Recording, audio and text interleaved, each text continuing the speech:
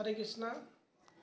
आमे समस्ते मनुष्य किंतु आमे न चाहिए भी आमको कहीं दुख मिलूँ कहीं गोटे सुंदर कथा कहुई श्री चैतन्य चरितमृत कृष्ण भूली सही जीव अनादि बही मुख अतएव माया तारे दिए संसार आदि दुख।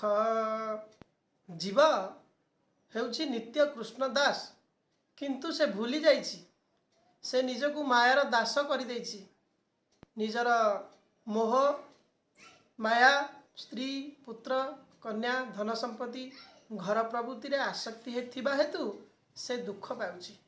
एथिरे भगवान कर किछि हस्तक्षेप करिवार नाही।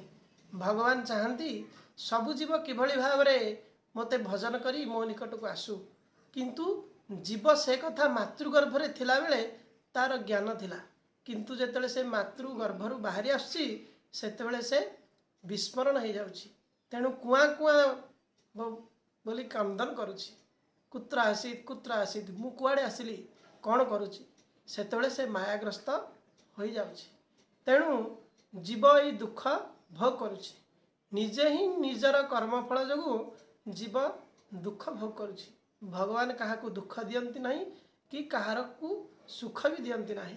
से केवल नीरव द्रष्टा भाव में जीव को देखती से किभली कार्यकलाप करुछि किंतु से जे तांकर भजन करे ता प्रति अधिक कृपामय होती।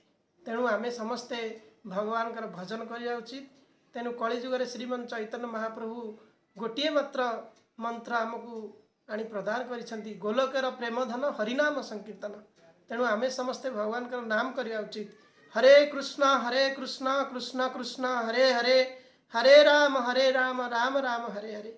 यही मंत्र जप करिया द्वारा आमे निजर जीवन को सुखमय करि परिबा एवं निज जीवन रे सुख शांति आनंद आनी परिबा एवं भगवान को प्राप्त हो परिबा। हरे कृष्ण।